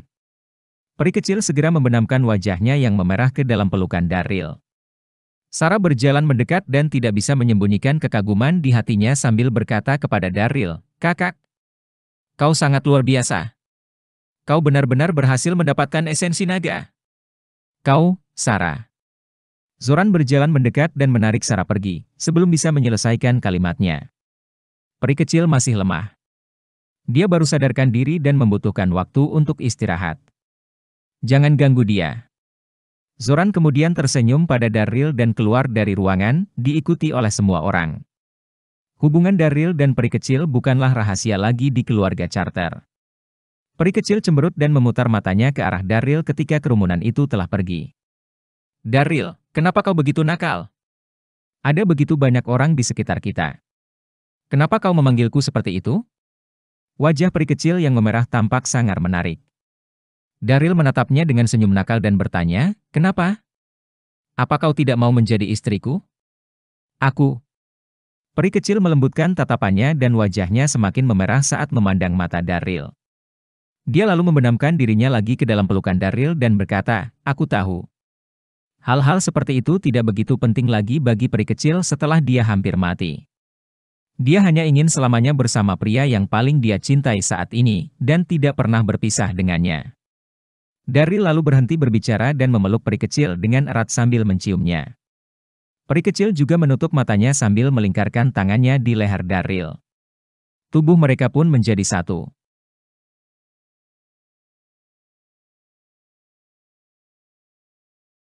Bab 1199. Di malam hari, Daryl duduk di samping tempat tidur sambil menyalakan sebarang rokok, sementara peri kecil dengan malu bersandar di sampingnya dan berkata, "Daryl, maukah kau menikah denganku?" Wajah peri kecil semerah apel saat dia mengatakan itu. Dia sudah memberikan hal yang paling berharga untuk Daryl. Peri kecil hanya berharap Daryl bisa menikahinya saat itu juga. Meskipun itu berarti dia melayani Daryl bersama dengan Debra dan yang lainnya. Dia akan lebih dari bersedia untuk melakukannya. "Aku akan menikahimu," kata Daryl sambil mencium pipi peri kecil. "Irene, aku akan menikahimu, tapi bisakah kau memberiku waktu?" "Hai Ren, HM." Peri kecil mengangguk senang sambil bertanya, "Berapa lama yang kita bicarakan?" "Aku ingin bersiap-siap dan menjadi pengantin tercantik sebelum menikahimu." Daryl membelai rambutnya sambil melihat keluar jendela dan bergumam, "Tolong tunggu aku selama 7 tahun. 7 tahun?" Daryl telah memutuskan dia akan bertemu dengan Lily 7 tahun kemudian. Dia kemudian akan mengadakan pernikahan besar bersama dengan beberapa wanita lainnya. Dia ingin menikahi mereka dengan bangga. "Baiklah, aku akan menunggumu." Peri kecil mengangguk sebelum mencium Daryl lagi. Mereka kemudian saling berpelukan erat. Waktu berlalu dan 7 tahun segera berlalu. Altar utama sekte pijar di dunia baru, Puncak Guangming. Di ladang kultivasi, belakang aula utama sekte pijar, Matteo duduk di kursi dengan senyum lega di wajahnya. Seorang anak laki-laki dengan terampil berlatih ilmu pedang di lapangan yang ada di depannya. Dia memiliki ketangkasan yang luar biasa dan tubuh fleksibel yang membuat ilmu pedangnya sangat indah. Anak laki-laki yang tampan itu berusia sekitar 10 tahun. Di wajah mudanya terlihat jejak kedewasaan yang tidak sesuai dengan usianya. "Dia Ambrose Darby." Ambrose dan dua bersaudara dan sebelumnya berlutut pada Matteo Hansen sebagai master mereka dan menjadi murid terakhirnya. Di antara tiga murid Matteo, Ambrose adalah murid yang paling berbakat yang membuatnya sangat dihargai dan disukai oleh Matteo. Dalam 7 tahun terakhir, Matteo mewariskan hampir semua pengetahuannya kepada Ambrose. Bahkan Laura Hansen pun juga sangat menyukai Ambrose dan dia pun juga memberikan banyak metode kultivasi kepadanya. Dia pun berniat untuk mempersiapkan Ambrose menjadi master sekte pijar berikutnya. Kedua bersaudara dan juga sangat mencintai adik laki-laki mereka. Dapat dikatakan bahwa selama 7 tahun terakhir ini, semua orang di sekte pijar mencintai Ambrose dan dia pun memperlakukan sekte pijar sebagai rumahnya sendiri. Ambrose akhirnya selesai berlatih ilmu pedang. Dia menyeka keringat di dahinya dan bertanya kepada Matteo, "Master, bagaimana latihanku?" "Tidak buruk, tidak buruk." Matteo tersenyum dan mengangguk. Matanya penuh dengan pujian, "Ambrose, aku telah mengajarimu semua yang aku tahu selama beberapa tahun terakhir. Ilmu pedang dan metode kultivasimu sudah hebat sekarang, tapi kau tidak memiliki pengalaman dalam kehidupan nyata. Kau harus turun gunung dan mulai mendapatkan pengalaman. Benarkah?" Wajah Ambrose dipenuhi dengan kegembiraan ketika dia mendengar itu. Ambrose telah berpikir tanpa henti untuk turun gunung dan mencari kedua orang tuanya selama beberapa tahun terakhir. Tetapi, masternya mengatakan bahwa dia terlalu muda dan terlalu lemah, dan tidak mengizinkannya pergi. Namun, dia akhirnya bisa turun gunung. Matteo tersenyum melihat ekspresi bahagia Ambrose dan mengangguk, "Benar, Rapi, yang aku maksud dengan mendapatkan pengalaman bukanlah dengan bertarung secara menggebu-gebu. Ada runtuhan medan perang kuno sekitar 50 km barat laut puncak Guangming. Aku mendengar bahwa baru-baru ini banyak binatang sihir muncul di sana. Kau dapat pergi dan membunuh beberapa binatang sihir untuk meningkatkan pengalaman bertarungmu di sana. Apakah kau takut? Medan perang kuno? Binatang sihir?" Minat Ambrose tiba-tiba terguncang setelah mendengar itu dan dia pun segera mengangguk. Tidak, aku tidak takut." Matteo tersenyum. Murid favoritnya itu tidak hanya berbakat, tetapi dia juga seorang yang berani, orang yang menyenangkan.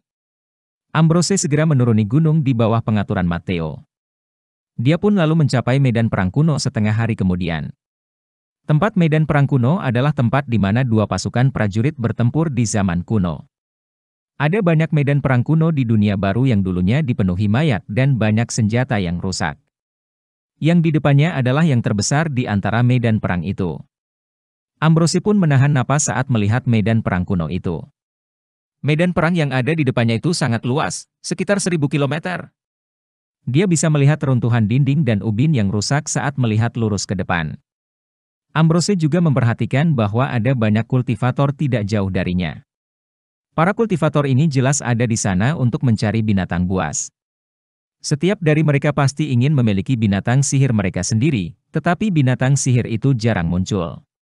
Binatang sihir sangar berbeda dari makhluk biasa karena binatang sihir ini juga bisa dilatih seperti kultivator. Kekuatan mereka juga mengikuti level Master, Master General, Marlial Marquis, Marshal Saint, Marlial Emperor, dan lain sebagainya. Ketika manusia menjadi lebih kuat selama sekitar 1000 tahun terakhir, banyak binatang sihir bersembunyi jauh di dalam hutan purba hingga membuat tempat-tempat seperti hutan purba menjadi terlalu berbahaya. Banyak orang mencoba menjelajahi hutan kuno untuk menangkap binatang sihir, tetapi banyak dari mereka yang juga tidak kembali. Itu karena binatang-binatang sihir di hutan kuno itu membenci manusia. Mereka akan meluncurkan serangan begitu manusia memasuki wilayah mereka. Ada desas-desus baru yang tersebar bahwa ada banyak binatang sihir mulai muncul di medan perang kuno ini.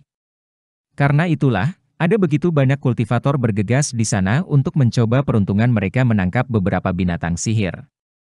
Menangkap binatang sihir yang kuat dan menjinakkannya adalah impian setiap kultivator. Ambrose juga demikian.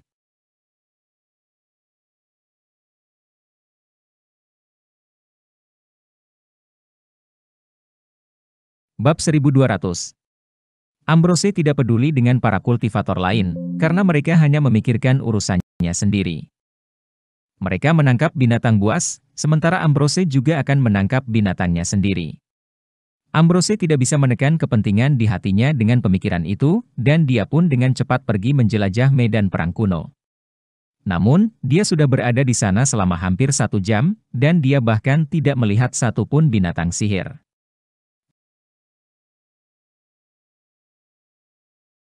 Binatang sihir itu mungkin ketakutan dan bersembunyi, karena ada terlalu banyak kultivator di sekitar tempat itu. Seluruh medan perang kuno itu pun dipenuhi dengan reruntuhan dinding dan ubin yang rusak di mana-mana. Di sana juga tersebar senjata tua yang rusak. Sebagian besar senjata itu juga telah membusuk tanpa bisa dikenali dan sama sekali tidak dapat digunakan.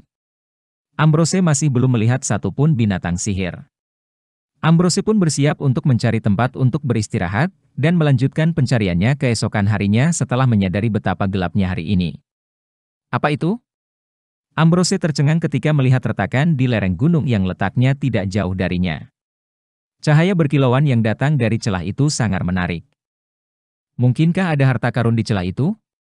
Pikir Ambrose dengan penasaran sambil berjalan mendekat ke arah cahaya. Dia memperhatikan bahwa di depan celah itu terdapat pintu masuk gua yang tampak gelap dan dalam. Meskipun Ambrose masih muda, dia berani dan tangguh. Dia tidak banyak berpikir ketika berjalan dan mengikuti celah tersebut. Celah itu tampak sempit, tapi masih bisa dimasuki oleh anak laki-laki berusia 10 tahun. Ambrose menahan napas ketika dia memasuki gua. Dia menyadari bahwa gua itu sangat besar dan hampir seukuran puncak Guangming. Di depannya terlihat sebuah susunan batu besar setinggi lebih dari 10 meter yang ditutupi oleh lumut. Ambrose telah tinggal di sekte pijar selama 7 tahun dan membaca banyak buku di sana. Dia tahu bahwa susunan batu di depannya kemungkinan besar adalah merupakan altar ritual kuno. Orang-orang kuno sangat percaya tahayul bahwa setiap gunung memiliki dewa gunung. Selain itu, mereka juga menggali gua dan membangun altar ritual di setiap gunung. Babi dan domba kemudian akan dikorbankan setiap tahun untuk sang dewa gunung. Pintu masuk altar ritual itu telah terkubur setelah jutaan tahun dan mengalami perubahan. Namun, dinding gunung yang baru saja retak memungkinkan altar ritual kuno itu kembali bersinar. Astaga! Detik berikutnya, mata Ambrose jatuh ke altar ritual dan dia tiba-tiba terpana.